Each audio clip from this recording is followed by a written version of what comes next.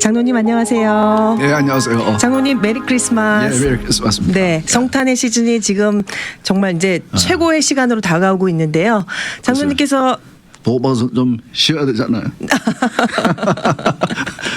성탄의 기쁨을 또 24시간 전하려 합니다. 예, 네, 예. 장로님 크리스마스 이 지금 성탄의 시즌에 어떻게 지내시는지 좀 궁금하고요. 예. 또 이번 주에 저희가 또 미국을 읽다 어떻게 또 어떤 얘기들 들으면서 또 앞으로 기도해야 될지도 좀 알려주시면 좋겠습니다. 예, 여러분들은 그 크리스마스 시즌이 되면은 그 무엇이 제일 기다려지는지 좀 궁금한데 저는 매년 크리스마스 시즌이 오면은 특히 지금같이 미국에서 제가 방송 때마다 늘 말씀드리지만은 크리스마스 시즌에서 예수 그리스도를 지워버리고 크리스마스를 지워버리려고 하는 그런 정말 어두운 세상에서 우리가 살아가고 있기 때문에 네. 저는 이 크리스마스 시즌이 되면은 늘 기다리는 게 정말 선을 날짜를 꼽아가면서 정도로, 기다리는 네. 것이 매년 저와 제 와이프가 같이 참여하는 그 핸델의 그 메시아를 합창단이 공연하는 것을 구경하러 가는 것이 아니고 네. 그 LA Master Chorale 그 이 LA 다운타운에 아주 멋진 그 공연장이 있죠. 그 디즈니 콘서트 홀 네. 거기에서 이제 한 2,200석 좀 되는데 거기서 LA Master Chorale 합창단이 그 자신들의 그 메시아 공연도 하지만은 그 후에 며칠 후에 그 저는 올해는 지난 월요일 날 이번 주 월요일 날 저녁에 제가 다녀왔습니다. 가서 그 오시는 참여하시는 청중들이 한 1,000몇백 명의 청중들이 합창단과 솔로이스트들과 그리고 오케스트라와 같이 메시아를 거의 전부를 이렇게 같이 싱얼롱 같이 노래하는 네. 그런 행사인데 저는 매년 와이프랑 같이 참석을 하고 있는데 제가 이 시간을 기다리는 이유는 그 크리스마스는 역시 우리가 아는 대로 오시는 예수님. 물론 우리 신약시대에 살아가는 우리는 어서 오신 예수님. 네. 구약시대에 살았던 성도들은 아직까지 오시진 않았지만은 성경 말씀을 통해서 예언을 통해서 너의 구원자가 오실 거라 예수 그리스도가 오실 거라는 것을 예언하신 오실 예수님을 믿었지만은 그러나 우리는 오신 그 예수님 그 예수님을 또 앞으로 또 재림하실 또 오실 예수님 그 예수님을 우리가 기다리는 그런 이 기간이기 때문에 네.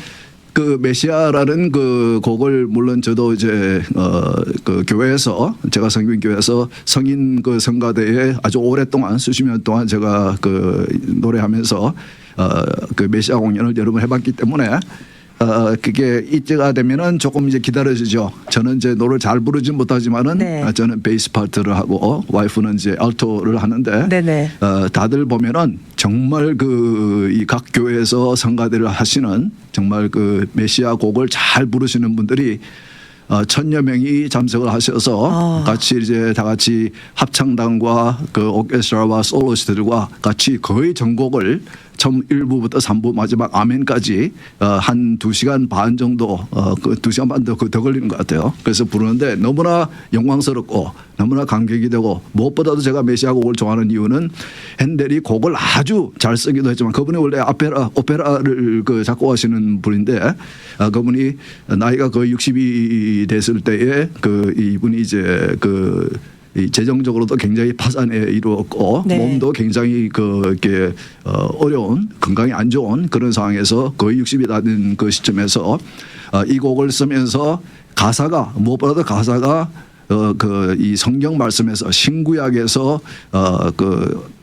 따온 네. 그 성경 말씀을 가사로 한 그래서 예수님 오실 예수님에 대한 예언 그리고 예수님의 탄생 그리고 예수님의 그 고난 그리고 죽으심 그리고 이제 부활 예수님의 부활과 우리의 부활 그리고 이제 그런 것들에 대해서 찬송하는 것이 너무나 이 크리스마스 시즌에 정말 그 적합한 네. 그런 그 행사이기 때문에 정말 가서 그 어떤 분들은 대부분의 분들은 다 준비해 오시고 연습하고 그래서 오셔서 아주 훌륭하게 다들 노래를 부르시지만 어떤 분들은 노래를 자기가 부를 줄은 몰라도 이 1,000여 명의 그 많은 분들이 같이 네. 그 메시아 공연을 하는 것을 듣기 위해서 조용히 앉아서 눈을 감고 이렇게 듣고 계신 그런 분들을 보이는데 정말 그 홀 자체가 굉장히 그 음악을 듣기 좋은 그런 네. 구조로 되어 있는 그 장소이기도 하지만은 참석하시는 분들이 그냥 아무렇게나 오신 분들이 아니고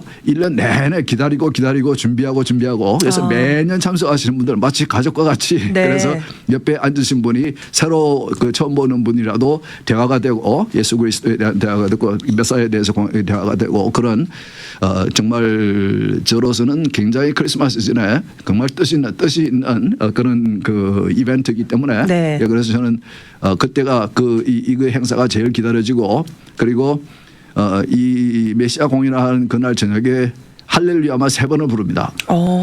처음에 시작하기 전에 자 우리 다 같이 한번 목소리를 맞춰보는 의미에서 할렐루야 네. 부르봅시다. 네. 그래서 한 번에 전체 한번 할렐루야 부르고 그리고 그 메시아를 이 노래하면서 그 이제 순서가 됐을 때에 2부 제일 마지막 중에 하나죠. 그래서 네네. 이제 할렐루야 부르고 다 마치고 이게 다 끼리 박수하고 앵콜을 할 때에 다시 지휘자가 나와서 다 여러분 할렐루야 한 번 더 합시다. 그러면 이제 할렐루야 3번째 불러요. 네. 사실은 그 전날 저녁에도 어떤 다른 공연장에 갔다가 그날도 마지막 앵콜 곡이 할렐루야였는데 네. 정말 할렐루야 하나님 우리 예수 그리스도께서 지금같이 이렇게 미국과 같이 전 세계와 같이 어두운 이 세상에 오신 우리 빛으로 오신 예수 그리스도 그 예수님을 또 우리는 오신 예수님을 믿고 이미 우리를 죄를 위해서 그 죄가를 치르시고 그리고 부활의 첫 열매가 되어서 우리의 부활의 첫 열매가 되셔서 앞으로 오실 예수님도 우리 기다리는 우리들 이 시즌에 우리가 그 예수님을 기다리고 준비하고 그런 의미에서 제가 강력히 권해드리고 싶은 것은 유튜브에 가보면은 그 메시아 그 공연 그 이 전체를 공연한 그런 것이 많이 있거든요. 네네. 여러 합창단이 한번 그 좀 너무 바쁘시겠지만은 조용한 시간을 한번 찾으셔서 메시아 전곡을 한번 들어보시는 것도 참 의미가 있을 것 같다 그렇게 생각이 됩니다. 네. 음악을 전공하셨죠? 네, 전공을 했고 저는 제 인생에 아직 메시아 전곡을 딱 한 번 연주해 봤는데요. 예. 장로님은 여러 번 연주하셨다 그러니까 좀 놀랍고 예.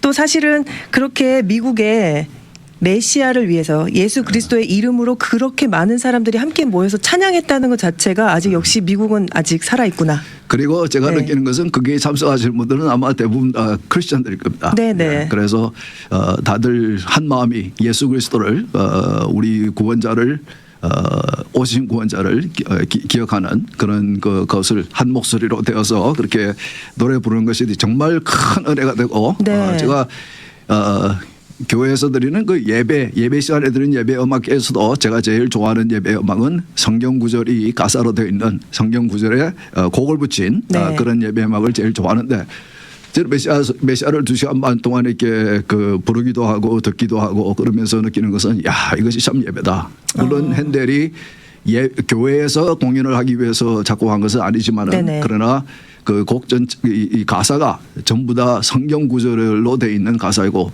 예수 그리스도의 복음에 관한 것만 이렇게 잘 곡을 붙여서 만들어 놓은 2시간 반 동안 정말 은혜로운 그런 예배를 드린 것 같이 그렇게 느껴질 정도로 말씀이 충만한 물론 하나님께서 주신 그 곡을 통해서 우리의 감정이 움직이기도 하고 그렇지만은 그 무엇보다도 그 우리가 부른 그 가사로 있는 성경 말씀을 읽으면서 노래하면서 그 성령의 역사를 느끼는 것은 정말 그 감격스러운 네. 귀한 그런 기회이기 때문에 제가 볼 때는 아마 이 방송을 들으신 분들 가운데서도 그날 참석하신 분들이 좀 있을 것 같아요. 보면은 네네. 그 제가 볼 때는 한인같이 보이시는 분들이 제법 계세요. 예, 그러니까 네. 내년에 12월 달에 여러분 기회가 되시면은 저는 매년 가고 있습니다. 와이프랑. 그러니까 네. 한번 같이 뵀으면 좋겠습니다. 네, 장로님 오늘 메시아 이야기해 주셔서 너무 감사드리고요. 정말 예수님이 필요한 지금 이때에 저희들 오늘 그래도 미국을 읽다 조금 더 얘기를 해봐야 될 것 같습니다. 예. 네, 죄송하지만 그래도 오늘 한번 얘기를 좀 해보길 원하는데요. 썸네일 제목이 참 인상적이에요. 국민의 선택할 권리를 빼앗은 콜로라도주 대법원 판결. 예. 벌써 하나님께서 부여하신 이 선거권을 빼앗는 것이야말로 성경적인 관점을 벗어난 게 아닐까라는 생각이 들었습니다. 예. 오늘 그 얘기 좀 부탁드릴게요. 예, 이번 주에 그 콜로라도 주의 주 대법원, 그러니까 연방 대법원 말고 콜로라도 주 대법원이 이 내년 선거에 관련해서 특히 트럼프 후보에 관련해서 내린 판결이 정말 미국 전체 그리고 세계적으로도 좀 굉장히 네. 그 이 이야기거리가 되고 있는 것 같아요. 왜냐하면은 우리가 전에 이제 지금까지 경험해 보지 못한 이런 판례가 나왔기 때문에 그래서 많은 사람들이 여러 가지로 이제 해석을 하고 있는데 그 내용은 이런 것입니다. 그 지금 이제 그 내년 선거를 앞두고 특히 대선을 앞두고 민주당 사람들 중에서 특히 트럼프를 아주 싫어하는 네. 그 이게 트럼프를 엔타이 트럼프가 그들의 캠페인인 것 같이 캠페인 선거 전략인 것 같이 어떻게 하든지 그 트럼프가 대통령이 되는 일을 막겠다. 그것을 후보가 되는 것조차도 원천봉쇄를 하겠다. 네, 그런 이제 생각을 하는 분들이 여러 주에다가 소송을 걸어놨죠. 네. 그래서 그 이 내년 선거에 트럼프의 이름이 투표지에 대선 후보로 올라가지 못하게 하도록 그거는 이제 근거가 있어야 되겠죠. 무슨 근거로 이 사람들이 소송을 내느냐. 과거에 있은 적이 없었던 역사상 그런 일들을 지금 하고 있는데 이미 그 미시간 주와 미네소타 주와 뉴햄셔 주 같은 경우는 그 각 주에 있는 그 법원들이 이게 그것은 불가하다. 그것은 잘못된 것이다. 그렇게 네. 할 수는 없다라는 판결을 이미 내렸고, 그런데 처음으로 이번 주에 콜로라도 주의 대법원이 판결을 내렸죠. 트럼프를 내년 대선. 대선의 그 공화당 경선 투표의 프라이머리 네. 예비 네. 선거에 트럼프 후보로서 이름이 올라가지 못하도록 그렇게 이제 법정이 판결을 내렸습니다. 네. 그래서 그 보면은 콜로라도주는 이제 여러분 아시는 대로 지난번 대선 때도 트럼프가 큰 차이로 바이든에게 진 민주당이 상당히 강세인 네. 그런 주이고 지금 현재 그 콜로라도주 대법원의 7명의 판사들 가운데 전원이 그 민주당에 소속된 주지사들이 임명을 한 민주당 성향의 판사 7명의 전원이 그런 분이거든요. 그런데 이번에 판결 나온 거 보면은 4대 3이에요. 그러니까 전원일치 7대 0이 아니고 4대 3으로 그만큼 그 민주당 성향의 판사들이지만은 그분들 가운데서도 3명은 이거는 잘못된 것이다. 잘못된 판결이라고 해서 반대를 한 거죠. 네. 그리고 그 정도로 상당히 controversial한 그런 이제 그 결정이었는데 그럼 왜 이것이 문제가 되느냐. 물론 이제 이 결과에 대해서는 이것이 누구에게 득이 되는 이런 상황이냐. 제가 볼 때는 이제 연방 대법원의 그 이 트럼프 변호사들이 이제 항소를 해놨기 때문에 이제 연방 대법원이 결국은 이제 이 판결에 대해서 결정을 하겠죠. 네. 이게 헌법에 미국 연방 헌법에 합한 것이 아닌지 왜냐하면 미국의 대통령을 뽑는 것에 관한 것이니까. 그렇죠. 무슨 근거로 해서 그 이 한 정당의 그 선두주자인 후보인 트럼프의 이름을 그것도 한 정당의 경선 투표를 그에 대해서 네. 법원이 판결을 내린 것에 대해서 굉장히 좀 이렇게 법적인 근거가 있어야 되니까 상당히 이제 염려스러운 이제 그런 판결인데 이분들이 지금 그리고 이제 여러 주에서 10몇 개 주에서 이제 비슷한 시도를 계속하고 있고 이 소송을 걸어서 트럼프의 이름이 그 투표지에 올라가지 못하도록 네. 그리고 이번 콜로라도 그 판결이 나온 후에 캘리포니아의 부주지사가 캘리포니아의 그 어토니 제너럴 그 이 검찰총장에게 편지를 보내서 우리 캘리포니아 주에서도 트럼프의 이름이 그 투표지에 올라가지 못하게 막는 방법이 있는지 한번 우리가 무슨 그 최선을 다해서 방법을 찾아야 될 것 같아. 이제 이런 식으로 편지를 네. 보내기도 하고 네. 이제 그러거든요. 네. 그러니까 그러면 도대체 그 이 사법부가 이 법원이 이런 식으로 이 대통령 후보로 나서는 사람을 막을 수 있는 네. 막는다는 것은 무슨 말이냐면은 유권자들이 투표조차 할 수 없도록 하는 것이거든요. 그렇죠. 예. 그 미국은 사실은 모든 투표에서 지방 투표로부터 시작해서 모든 투표에서 누구든지 그 조건만 맞추면은 그러니까 이제 그 몇 가지 조건이 있습니다. 이렇게 그 유권자들의 시그니처를 받아오는 거라든지 네. 그리고 비용을 이제 등록비를 내는 거라든지 아주 간단한 그런 조건만 맞추면 누구든지 출마를 할 수 있고 그 이유는 선택은 결국은 국민들이 유권자들이 투표를 통해서 하는 것이기 때문에 네. 절대로 이렇게 법원이 나서서 그 대통령을 선출에 대해서 이렇게 방해를 할 수 없는 의회도 입법부도 마찬가지고 사법부도 마찬가지고 그런 것이거든요. 전에 말씀드렸지만은 미국은 미국을 이제 세울 때에 미국을 이 국가를 디자인하신 분들의 생각은 뭐였냐면은 입법부, 행정부, 사법부의 3부가 있지만은 3부가 권력을 나누고 서로 견제하도록 그렇게 이제 그 이유는 제가 설명을 전에 드렸습니다. 성경적인 이유가 있습니다. 네. 그랬는데 이 3부 중에서도 가장 많은 권력을 준 것이 이제 입법부입니다. 입법부를 한 50% 정도, 그리고 행정부를 40% 정도, 그리고 사법부의 한 10% 정도. 그래서 사법부에 있는 그 이 판사들은 이 대법원을 포함해서 판사들은 국민들이 이 투표를 통해서 선출하는 사람들이 아니기 때문에 그렇기 때문에 그 이 입법부나 네. 행정부가 하는 일에 대해서 그것을 이제 그들의 하는 일을 인터피어 방해할 수 없는 이제 그런 장치가 되어 있거든요. 네. 그런데 이번에 판례를 보면은 국민이 그러니까 아무리 그 트럼프라는 후보가 그 형편없는 후보고 악한 후보라고 생각하는 사람이 있겠지만은 그러나 그것조차도 국민들이 투표를 통해서 선택을 하는 것이 옳은 미국의 이제 그 이 미국을 세운 미국을 디자인한 사람들의 생각이거든요. 그렇죠. 예, 그런데 법원이 이런 식으로 이제 판결을 내려버리니까 그것도 같은 그 민주당 성향의 7명의 판사들이 그 중에서도 4대 3으로 네. 나누어져서 이렇게 판결이 나온 거였어요. 그러면 무슨 근거로 이 사람들이 이런 아주 심한 정말 그 심각한 이런 그 판결을 내렸냐 하면은.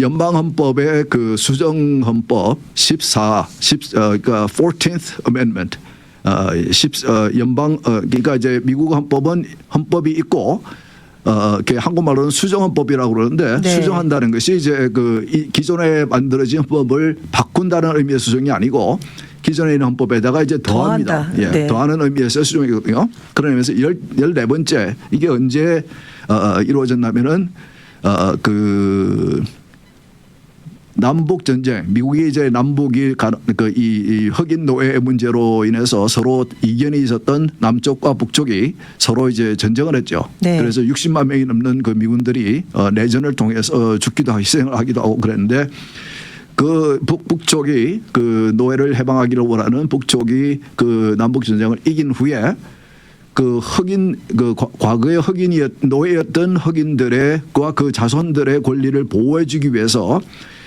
새로 이제 그 미국 의회가 만든 수정안들이 그 13, 14, 15 그 중에서 하나인 14조항 수정헌법 14조항의 한 항목인 3항목을 이제 아주 간단합니다. one paragraph이니까 네. 아주 간단한데 그 내용은 뭐냐면은 그 남북 전쟁이 있을 때에 남쪽에서는 그 이 노예 제도를 계속 유지하기를 원했고 북쪽에서는 이제 노예를 해방시켜야 된다는 생각이었고 그래서 그 북쪽에를 이제 영향을 끼치고 있던 공화당에서 처음으로 대통령을 당선시킨 사람이 아브라함 링컨이었고 아브라함 링컨이 대통령이 당선된 후에 바로 3개월 후에 이제 전쟁이 났는데 이 전쟁에서 전쟁이 나기 전에 이제 직전에 그 남부에 있는 주들이 그 노예 제도를 계속하기 원하는 남부에 있는 주들이 그 연방에서 빠져나갔습니다. 네. 빠져나가면서 Confederate States of America라고 United States of America에서 Confederate States of America라는 그런 이제 나라 이름을 세우고 이제 그래서 싸운 거거든요. 네. 근데 전쟁이 끝난 후에 다시 이제 한 나라로 합쳐진 후에 이 수정헌법 3조항을 만든 이유는 네.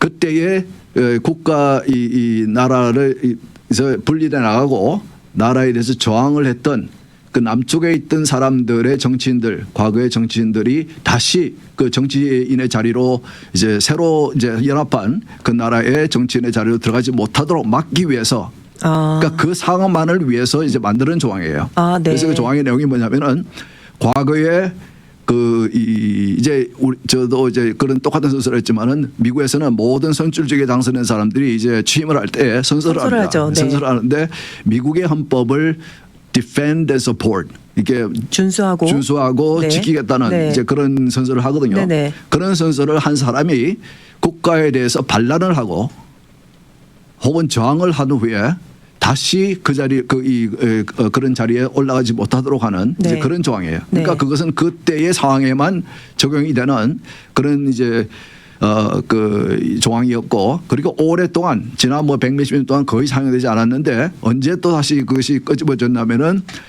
그 2020년에 그 1월 6일 그 국회의사당 난입한 네네. 그때에 난임을 했던 사람들 실제로 이제 그 의회 빌딩에 난임을 했던 사람들 가운데 자기 그 집으로 돌아가서 지방선거라든지 이런데 주의회라든지 이런데 출마를 해가지고 한 사람들에 대해서 이제 그 소송을 걸어서 어떤 분들이 소송을 걸어서 네네. 그분들이 이 조항을 적용시켜서 너희들은 국가의 그 난리에 그런 일을 했기 때문에 이 조항에 의해서 너희는 출마해서는 안 된다. 예, 그래서 이제 그게 그런 경우가 있었거든요. 네. 그래서 똑같이 이제 트럼프에 적용을 시키는 거죠.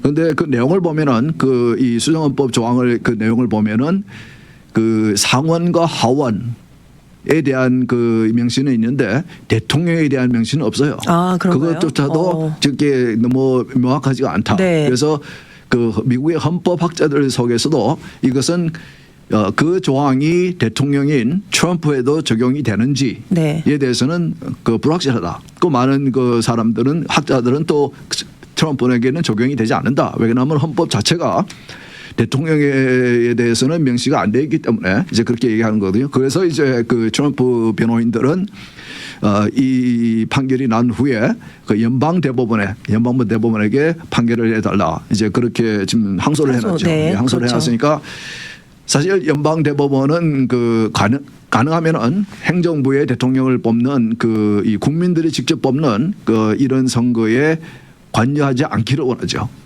사실은 국민들이 뽑아야 되기 때문에 아무리 그러니까 그 미국 연방 헌법에는 보면은 대통령의 조건에 대해서 이 사람이 그 감옥에 있는 사람이라도 국민들이 투표를 해주기만 하면은 대통령이 될 수 있어요. 네. 예, 그러니까 범죄자라도 어떠한 배경을 가진 사람이라도 그 미국의 그 아주 그 몇 가지 안 되는 간단한 그 자격만 갖추면 35살 이상이고 미국에 몇 년 이상 살았어야 되고 미국에서 태어났어야 하고 이런 몇 가지의 간단한 그 조건만 갖추면은 국민이 선택을 하면은 그러니까 만일 트럼프가 지금 많이 기소를 당하고 재판을 받고 있지만 만일 내년 선거 이전에 그 유죄 판결을 받고 감옥에 들어가 있다. 그 상태에서도 많은 국민들은 제가 볼 때는 투표를 안 해줄 것 같은데 만일 해줬다. 네. 그러면 감옥 안에서도 대통령이 될 수 있는 거예요. 그것이 미국의 헌법이거든요. 네. 물론 이제 한국적인 생각에서는 좀 이해가 안 되는 부분이지만 그렇죠. 그러나 미국은 이제 그렇게 그 국민들의 직접적인 그런 그 투표를 선택? 통해서 네. 하는 것이 상당히 그 중요하게 건국자들 생각을 했기 때문에 네. 그렇게 법을 만들어 놨거든요. 그러니까 이제 이것이 결국은 사실은 내년 선거에는 별로 크게 영향을 못 끼칠 수 없는 그런 이제 이 결론이긴 한데 왜냐하면은 콜로라도주나 말씀드린 대로 원래 그 트럼프가 공화당 후보가 지는 그 주기 민주당 때문에 도시. 네. 어차피 뭐 그거는 네. 이름이 올라가든지 말든지 그리고 많은 그 지금 이 똑같은 시도로 하고 있는 주들이 이제 대부분 그런 주들이기 때문에 그러나 이것이 먹혀들어서 이 판례가 먹혀들어서 한 7개 정도에 있는 경합주 결국은 그 경합주의 이 결과가 이 대통령을 선출하게 되는데 그 경합주에서도 이 후보가 트럼프 전 대통령이 후보로서 이름을 올리지 못한다면은 그건 네. 심각하게 되겠죠. 그렇겠죠. 예, 그러니까 그런 면에서 이 트럼프 쪽의 생각은 이 변호인들의 생각은 이것은 비민주적인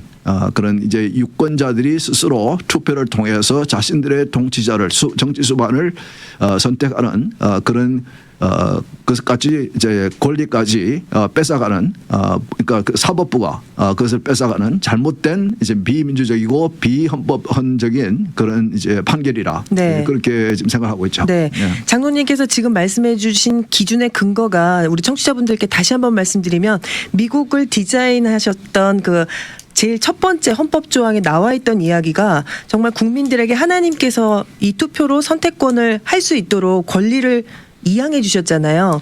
그렇기 때문에 지금 이 오늘의 판결이 지금 성경적으로 봤을 때 옳지 못하다 하고 말할 수 있을 것 같습니다. 그렇죠. 네. 그 제가 늘 말씀을 드렸지만은 이 나라를 이제 디자인한 미국을 건국한 분들의 생각은 하나님께서 이 주권을 이 나라의 주권을 국민들에게 줬는데 권력을 국민들이 줬는데 국민들이 투표를 통해서 자신들의 권력을 어떤 사람을 선출해서 그분에게 빌려주는 그리고 그 사람이 이제 잘못하게 되면은 그러면 다시 투표를 통해서 선거를 통해서 그 권력을 다시 뺏어오는 네. 이제 그 국민들에게 전적인 주권이 있다는 그런 생각이 이제 바탕에 있는 거죠. 그렇죠. 그래서 국민들의 선택이 그만큼 중요하고 그래서 그 미국 헌법이 그런 식으로 이제 작성이 돼 있는데 그런데 사법부가 이제 이것은 그 트럼프를 극히 싫어한 저도 뭐 트럼프를 그렇게 좋아하지는 않습니다. 그의 정책은 제가 그 바이든 정책에 비해서 훨씬 좋아하지만은 그 인품에 대해서 내는 별로 이렇게 트럼프를 이렇게 뭐 훌륭한 사람이라고 생각하지는 않지만은 어쨌든 간에 그것은 국민들이 판단할 일이고 국민들이 자신들의 투표를 통해서 그 많은 그 3억이 넘는 미국의 국민들이 네. 투표를 통해서 미국의 대통령을 뽑는 그 권리를 국민들의 권리를 사법부가 이렇게 뺏어가는 것에 대해서는 이거는 민주적이지 않아요. 그래서 이제 많은 학자들은 생각하기에 이거는 연방 대법원은 반드시 이 판결을 이제 그 스트라이크 다운 그러니까 이제